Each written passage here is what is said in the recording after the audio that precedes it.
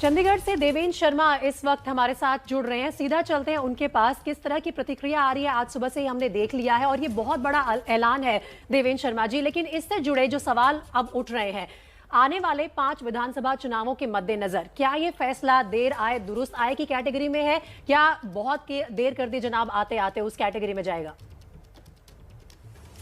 जैसा आपने कहा कि ये बहुत देर कर दी आते आते, मैं तो उस कैटेगरी में इसको मानता हूं। कारण बहुत स्पष्ट है कि अगर लॉज को ही रिपील करना था तो हमें 1 साल इंतजार करने की कोई उसकी जरूरत नहीं थी। हम लॉज को पहले भी रिपील कर सकते थे, लेकिन मेरा मानना है कि it is still half the battle won. क्योंकि आधी लड़ाई जो है ये तो ठीक है, किसान जीत गए हैं, लेकिन आधी लड़ाई अभी बाकी है। क्योंकि जब तक किसानों को मिनिमम सपोर्ट प्राइस यानी अश्योर्ड प्राइस कानूनी अधिकार नहीं मिलता है, तब तक जो खेती का संकट है उनसे उनको नहीं निकाला जा सकता। तो किसी भी देश के लिए देवेंद्र शर्मा जी, मैं माफी के साथ रुकना चाहती हूँ, मैं वापस आपके पास लौटूंगी इस सवाल पर आगे, लेकिन इस वक्त सीधे रुक कर लेते हैं रणदीप सुरजेवाला, कांग्रेस प्रवक्ता, प्रेस कॉन्फ्रेंस। किसान और मजदूर की जीत है। अब जनता समझ गई है कि भाजपा की हार के आगे ही देश की जीत है। 26 नवंबर 2020 से जब से देश के 62 करोड़ किसानों ने 3 खेती विरोधी काले कानूनों के खिलाफ याचना लगाई थी, तब से मोदी सरकार यातनाएं दे रही है। बर्बर लाठी चार्ज किए गए, दिल्ली के चारों तरफ के राष्ट्रीय राजमार्ग खुदवा दिए गए, राष्ट्रीय राजमार्गों पर नश्तर और भाले लगवा दिए गए, किसानों के सर फोड़ने के आदेश दिए गए, उन्हें आतंकी कहा गया, किसान को नक्सलवादी कहा गया, हमें किसान को गुंडा कहा गया, किसान को उग्रवादी कहा गया, किसान को आंदोलनजीवी कहा गया, और कुछ गोदी मीडिया के मित्र भी मोदी सरकार के इस प्रचार में शामिल हो गए। 700 से अधिक किसानों को आत्महत्या के लिए मजबूर किया गया, और लखीमपुर खीरी में तो देश के गृह राज्य मंत्री के बेटे और उनके सहयोगियों ने किसानों को अपनी जीपों के टायरों के नीचे रौंद दिया। पर मोदी सरकार ने आज अपना अपराध स्वीकार किया है। अब बारी है किसानों के साथ, मजदूरों के साथ, मेहनत कशों के साथ, इस देश का पेट पालने वाले लोगों के साथ मिलकर अपराध की सजा तय करने की, जो देश की जनता हर हाल में तय करेगी। जनता को अब एक अचूक अस्त्र मिल गया है सरकार को परास्त करने का। जितना श्रेय हमारे किसानों के आंदोलन को जाता है, हमारे किसान भाइयों को जाता है, वहां मोदी सरकार का 5 राज्यों में पंजाब से उत्तर प्रदेश तक हारने के डर को भी जाता है। अब जनता समझ गई है, इसीलिए मैंने कहा कि भाजपा की हार के आगे ही देश की जीत है। तो लगातार हर राजनीतिक दल से प्रतिक्रिया आ रही है। कांग्रेस का यह कहना है कि हार के डर से कहीं ना कहीं मोदी सरकार ने यह फैसला लिया है। हमारे साथ अब जुड़ गए हैं नेशनल अफेयर्स एक्सपर्ट अभिज्ञान प्रकाश भी, और साथ ही अभिनव गोयल हमारे संवाददाता टीकरी बॉर्डर पर मौजूद है। अभिनव, आपके पास आऊंगी, लेकिन उससे पहले अभिज्ञान आपसे ये जानना चाहती हूँ, किस तरह की आज इसको एनालाइज किया जाए, इस अनाउंसमेंट को प्रधानमंत्री मोदी की? क्या हार के डर से लिया गया फैसला है, या फिर पॉलिटिकल एक्सपर्ट्स कहेंगे वेल टाइम्ड फैसला है, बिल्कुल सही समय पर अनाउंसमेंट की है?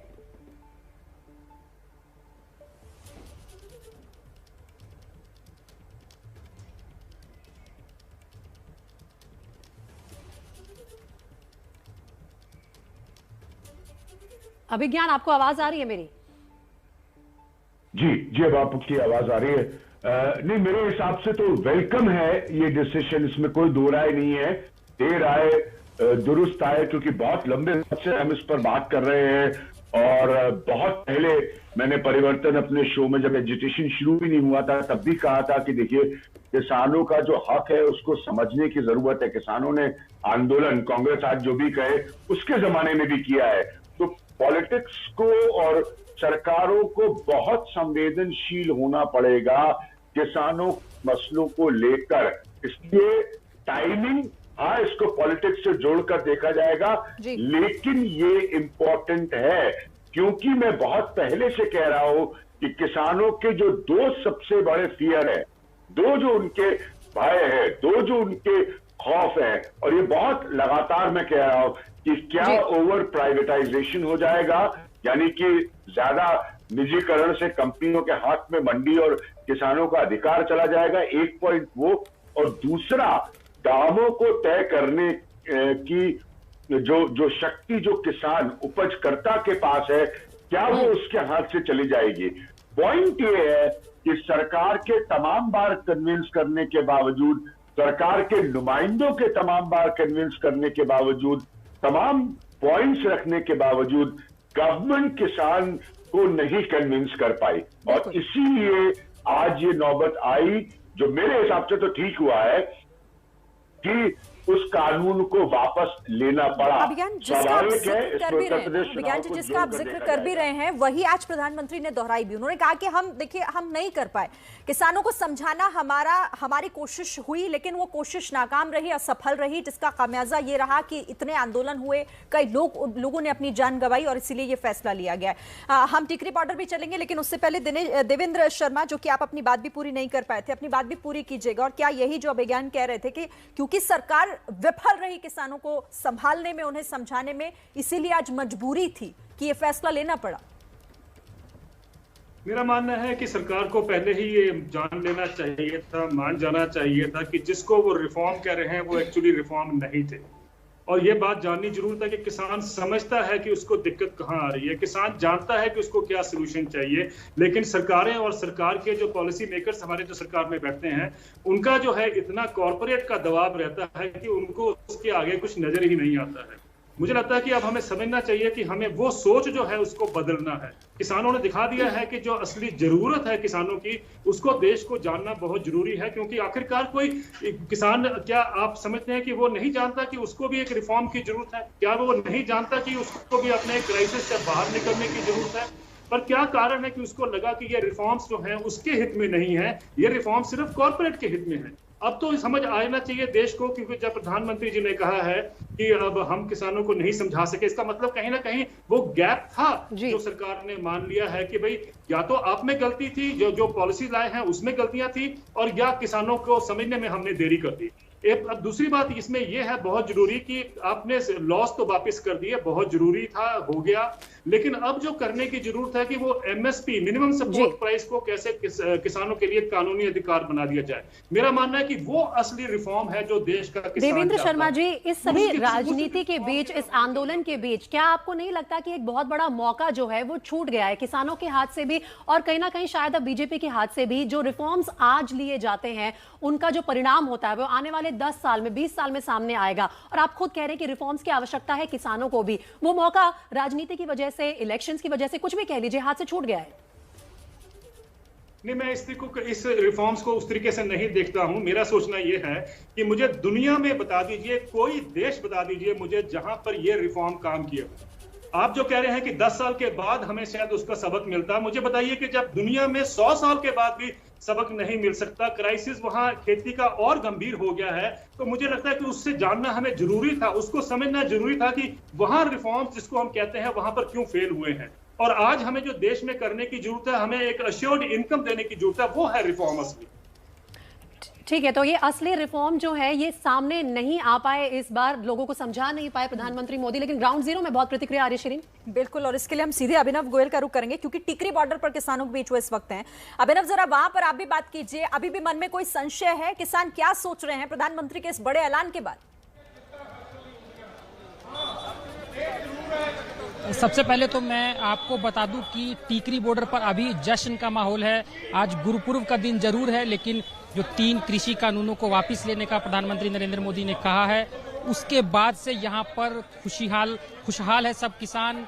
मंच से मैं आपको दिखाना चाहूंगा, सामने मंच है, मंच से बार बार तीनों किसानों को लेकर जो कृषि बिल है वापस हुए हैं उनको। अभिनव, मुझे आपको रोकना पड़ेगा क्योंकि इस वक्त एक प्रतिक्रिया आ रही है हरियाणा के मुख्यमंत्री की। मनोहर लाल खट्टर इस वक्त बोल रहे हैं, जरा उनको सुन लेते हैं, लौटूंगे आपके पास। अमावस्या के दिन उससे ठीक 15 दिन देवों की दीपावली होती है, तो आज देव दीपावली का भी ये दिन है, गुरु नानक देव जी का जयंती का दिन है, तो इसलिए एक ऐतिहासिक दिन, कई ऐसे पर्व आपके माध्यम से, इन सब पर्वों की मैं हरियाणा की जनता को अपनी ओर से, हरियाणा सरकार की ओर से, सबकी ओर से बहुत बहुत बधाई और बहुत बहुत शुभकामना देता हूं।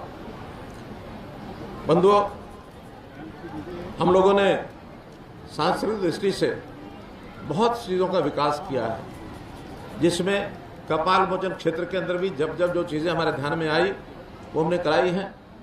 यहाँ से सरस्वती नदी का उद्गम स्थान आदि सड़क, इसको भी कुछ 4 मार्गी बनी है, 4 मार्गी बन गई है, और कुछ थोड़ा 5 किलोमीटर का टुकड़ा वो बचा है, उसको भी पूरा करेंगे। इसी प्रकार तो गुरुपुरब पर्व की ये शुभकामनाएं देते हो। अब सीधे हम राकेश टिकैत इस वक्त हमारे सहयोगी चैनल से बात कर रहे हैं, सुन लेते हैं। इतना लंबा आंदोलन आपने चलाया और आज किस तरह से राकेश जी जी तो सब किस तरह से माना जाए, अब कब घर की तरफ कब जाएंगे? ऐसे थोड़ा को घर चले जाएंगे, भाई बातचीत होगी सरकार से, ये इसके कागज पत्र भी लेंगे जी, ठीक है। बगैर बातचीत के जैसे घर चले जाएंगे, और भी तो मामले हैं, और भी तो मसले हैं वो। जी, तो टिकैत साहब ये बातचीत कब होगी, कोई रूपरेखा इसकी? अभी 8 संयुक्त मोर्चे की मीटिंग है और जी उसमें तय करेंगे। जी, तो आप कब आएंगे दिल्ली टिकैत साहब, क्योंकि आपका इंतजार है सब लोगों को यहाँ पर, आपके समर्थकों को भी और बाकी लोगों को। महाराष्ट्र में है बिरसा मुंडा जी की मूर्ति है, उस पर हम सभी हो गए, सब पब्लिक गई है, तो भाई मैं अब आपका फोन रखूंगा भी, उनकी मूर्ति है, उनका वो हो रहा है यहाँ पे। जी, टिकैत साहब कब लौटेंगे? एक आखिरी सवाल, कब लौटेंगे आप? हम रात को आ जाएंगे, रात को ठीक है, तो कुल मिला के माना जाए कि कल तक स्थिति साफ हो जाएगी। आप जिस व्यक्ति से राकेश टिकैत को आप सुन रहे थे, और राकेश टिकैत, देखिए प्रीति, अब क्योंकि इंतजार इसी बात का हो रहा है कि किसान संगठन आखिर कहते क्या हैं, किसान संगठनों का अगला कदम क्या होगा। राकेश टिकैत जो भी बोले उससे तो यही समझ आ रहा था कि वो इतनी जल्दी तो घर लौटेंगे नहीं। अब आगे फैसला क्या होना इस संगठनों की वजह से, इस पर भी नजर होगी। बिल्कुल, और भारतीय किसान यूनियन कहीं ना कहीं राकेश टिकैत खुद इस किसान आंदोलन का चेहरा बने हुए थे। आज उनकी जो पहली प्रतिक्रिया आई है एबीपी न्यूज पर वो यही है कि अभी भी कागजी कार्रवाई पूरी होने के बाद ही कोई फैसला लिया जाएगा। संसद में जब ये रिपील एक्ट पास हो जाएगा उसके बाद अनाउंस करेंगे। अभिनव गोयल के पास वापस चलते हैं जो कि टीकरी बॉर्डर पे हैं। अभिनव, टीकरी बॉर्डर किसान आंदोलन की वो जगह थी जिसने इस आंदोलन का हर रूप देखा है, त्याग भी देखा है, विवाद भी देखा है। आज आप लोगों से बात कीजिए, वो किस तरह की प्रतिक्रिया दे रहे हैं, क्या घर जाने को तैयार हैं? जी, मैं बात करने की कोशिश करूंगा। अभी जो 3 कृषि कानूनों को लेकर प्रधानमंत्री नरेंद्र मोदी ने बात की है कि वापस लेंगे, तो कैसे देखते हैं उसको, क्या वापस घर लौट जाएंगे? देखिए, हम यहाँ अपने शौक से तो बैठे नहीं है। 3 ऐसे कृषि कानून इस देश में लाए गए जो देश की बर्बादी के थे, और ये कृषि कानून किसी ने मांगे नहीं थे, खासकर किसानों ने नहीं मांगे। अब तो वापसी की बात कह दी है। हम कह रहे हैं, हमने मांगे नहीं, वो चीज वापसी हो जाए तो भी एक हमारी बात पूरी नहीं होती। हमारी मांग है और हमारा हक है एमएसपी। ये तो देश बचाने की लड़ाई थे काले कानूनों की, प्रधानमंत्री जी ने घोषणा की है, हमें संतोष है। हमें संतोष है कि उन्होंने माफी मांगी और कहा, एक मोहर लगाई कि हम ना खालिस्तानी है, ना उग्रवादी है, ना आतंकवादी है। जब तक एमएसपी नहीं मिलेगी वापस नहीं जाएंगे, आप वापस की तरफ देख। एमएसपी हमारा हक है और किसानों की असल लड़ाई तो अब शुरू हुई है। हम पूरे देश से अपील करते हैं कि हमने आपको देश को बचाने की लड़ाई लड़ी, इन कानूनों को वापसी करवाने के लिए। अब पूरा देश हमारा साथ दे और हमारे एमएसपी की लड़ाई में हमारा सहयोग करे। अगर ये एमएसपी वापस होती है तो हम प्रधानमंत्री का भी धन्यवाद करेंगे, पूरी व्यवस्था का धन्यवाद करेंगे अगर एमएसपी लागू होती है तो कहीं ना कहीं किसान ये जरूर कह रहे हैं कि वो इसका स्वागत तो जरूर कर रहे हैं, लेकिन एमएसपी की बात भी कर रहे हैं। अभी टीकरी बॉर्डर पर गुरुपुरब मनाया जा रहा है, लेकिन साथ में जो कृषि कानून वापस लेने की बात हुई है उसके बाद सब लोग जश्न मना रहे हैं। हलवा, बर्फी सब जगह बांटा जा रहा है, मंच से बार बार ऐलान हो रहा है, खुशी जाहिर की जा रही है। जी ठीक है, आप रहिए हमारे साथ अभिनव, मैं फिर से आपके पास आऊंगी। अब अभिज्ञान प्रकाश, अब मैं इस पर आपसे रिएक्शन लेना चाहूंगी, क्योंकि सरकार ने शुरू से कहा कि ये किसानों के लिए हम किसान सुधार की बात कर रहे हैं, और क्या ये आर्थिक सुधार, कृषि सुधार, इन तमाम कोशिशों को झटका नहीं है इस तरीके से कानून वापस लेने की बात करना? देखिए, मैं देवेंद्र, मेरे पुराने दोस्त को सुन रहा था। रिफॉर्म्स, हिंदुस्तान को हमेशा 2 हिस्सों में रखकर देखना चाहिए। रिफॉर्म्स की कहानी जहां तक हिंदुस्तान देश की बात मैं नहीं कर रहा हूं, एक प्री 91 और एक पोस्ट 91, जब आपने लिबरलाइजेशन को आप लेकर आया और आपने बाजार खोले, तब से डिबेट, तब से बहस है कृषि को लेकर, कृषि प्रधान इस देश को लेकर। तो बहुत जरूरी है कि आप जब रिफॉर्म्स करें, सुधार करें, तो जिस सेगमेंट के लिए आप सुधार कर रहे हैं उसकी जरूरतों को और उसके परिवर्तन, मैंने सबको अपने कार्यक्रम परिवर्तन में तब उठाया था, उसके अंदर हो रहे बदलाव को समझें। खाली यहां पर नॉर्थ ब्लॉक साउथ ब्लॉक में बैठकर अकेले निर्णय नहीं हो सकते। इंपॉर्टेंट पॉइंट यहां पर क्या है कि आपने जो फियर था, जैसे मैंने पहले कहा, किसान का जो भय था, सालों साल मैंने रूरल रिपोर्टिंग की है, उस भय को आप नहीं एड्रेस कर पाए। जो लैंडलेस फार्मर है, इसके बारे में मैं अपनी एक किताब में लिख रहा हूं, जो खेतीहर किसान है, जो किसी के लिए किसानी करता है, उसके पास जमीन नहीं है, उसके भय को आप नहीं दूर कर पाए। एक बात तो बहुत स्पष्ट आज आपसे कहना चाहूंगा कि देखिए, पॉलिटिक्स में, राजनीति में कोई ऐसी पॉलिटिकल पार्टी नहीं है, कांग्रेस से लेकर बीजेपी तक, जो किसान विरोधी दिखना चाहेगी, राइट? फिर भी किसानों को पूरी तरह से उनका हक अलग अलग सरकार, हिंदुस्तान की राजनीति किसानों के आसपास जरूर रहती है, और आपने बिल्कुल ठीक कहा, अभिज्ञान की कोई भी उनके विरुद्ध खड़ा नजर नहीं आना चाहता। देवेंद्र जी, आपसे आखिरी कमेंट लेना चाहती हूं यहां पर कि अब क्या होना चाहिए। देखिए, जिस तरह की भी प्रतिक्रिया आ रही है, टीकरी बॉर्डर हो चाहे गाजीपुर बॉर्डर हो, हर जगह किसान संगठन ये कह रहे हैं कि अभी भी हमारा आंदोलन खत्म नहीं हुआ है। क्यों इसे आगे भी रखना चाहते हैं? क्यों ना वापस घर जाए और जो वो चाहते थे वो मिल गया है? क्या होना चाहिए अब आगे का रास्ता? देखिए, ये तो किसान संगठन ही बता सकते हैं कि उनका आगे अगला स्टेप क्या होगा, लेकिन मेरा ये मानना है कि हम जो जितना भी आंदोलन था उसको आधे अधूरे में नहीं छोड़ सकते, क्योंकि असली डिमांड जो है किसानों की, इसके अलावा कि 3 लॉज को वापस लिया जाए, वो है कि एक उनको जो मिनिमम सपोर्ट प्राइस है कि उसके नीचे देश में किसी भी फसल के खरीदना हो, वो बहुत महत्वपूर्ण रिफॉर्म है। वो है असली रिफॉर्म जो भारत के किसानों को चाहिए। और उस रिफॉर्म के लिए जब तक किसान, मुझे लगता है कि जब तक किसान उसको कहीं ना कहीं उनको एक कन्विंस ना किया जाए या उनको एश्योरेंस ना मिले, तो मुझे लगता है कि उनका जो ये आंदोलन है वो चलता रहेगा, क्योंकि ये बहुत सीरियस भी है, सब हम जानते भी हैं। क्योंकि आज जिस खेती के संकट से गुजर रहा है, देखिए पिछले 25 सालों में कम से कम 4 लाख किसान आत्महत्या कर चुके हैं। किसानों के ऊपर कर्जा इतना है कि मार्च में बताया गया पार्लियामेंट में कि 17 लाख करोड़ रुपए का कर्जा किसानों के सिर पे खड़ा है। वो इसलिए खड़ा है क्योंकि किसानों को जो उसको दाम मिलना चाहिए, जो उसका हक बनता है, वो नहीं दिया गया। क्योंकि इकोनॉमिक जो डिजाइन है वो ये कहता है कि एग्रीकल्चर को सेक्रीफाइस किया जाए for the sake of the industry. ये रिफॉर्म्स कहीं दुनिया में कामयाब नहीं हुए हैं, ये मैंने हर बार कहा है। और मैं एक्सपेक्ट करता हूं कि मुझे कोई तो बता दे कि कौन से देश में ये रिफॉर्म सक्सेसफुल हुए हैं। देखिए, वहां 100 साल का एक्सपीरियंस है कि यही वजह है कि प्रधानमंत्री ने कहा कि हम उन बातों को किसानों को नहीं समझा पाए, क्योंकि ये कानून किसानों के लिए था। जब वही तैयार नहीं थे इनके लिए, तो फिर आखिर इसे आगे क्यों ले जाया जाए। और इन्हीं तमाम चीजों के लिए फिलहाल ये बड़ा ऐलान प्रधानमंत्री ने किया है, लेकिन सवाल अभी भी बने हुए हैं। सवाल ये कि क्या सरकार झुक गई है या फिर ये सरकार का कोई मास्टर स्ट्रोक है विधानसभा चुनावों से पहले, क्योंकि 5 राज्यों में विधानसभा चुनाव होने हैं। और इसीलिए सवाल ये उठता है इस फैसले के बाद, इस बड़े ऐलान के बाद, कि क्या विधानसभा चुनावों पर सरकार की नजर है, इसीलिए फैसला।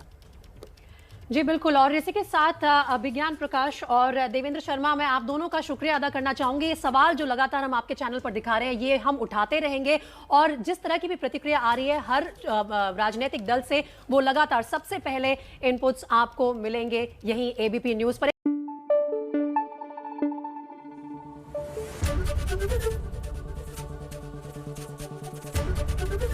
एबीपी न्यूज आपको रखे आगे।